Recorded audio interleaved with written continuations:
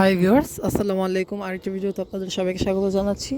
এইটা আমার চ্যানেলের অন্যান্য ভিডিওর মতন নয়, গাছ রিলেটেড আজকে কোনো কথাই বলবো না। এটা হতে পারে আমার ফার্স্ট মিনি ব্লগ, বা প্রথমবারের মতন আমি আমার চ্যানেলে হয়তো কোনো একটা মিনি ব্লগ আপনাদেরকে আপলোড দিচ্ছি।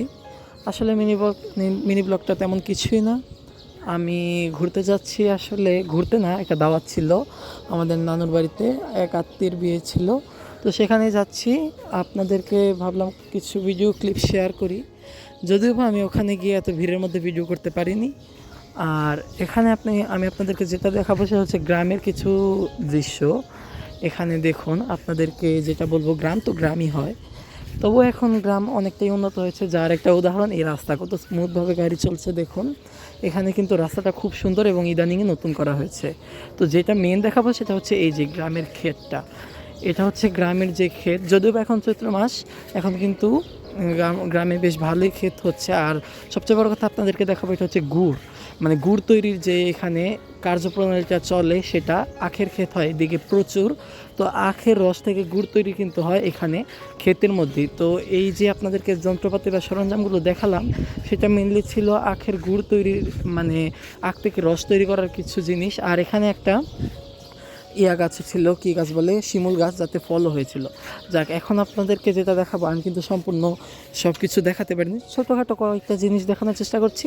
তো সেখানে গিয়েছি, খাওয়া দাওয়া করেছি, অনেক কিছু হয়েছে। আসার সময় আপনাদেরকে একটা জিনিস দেখাই।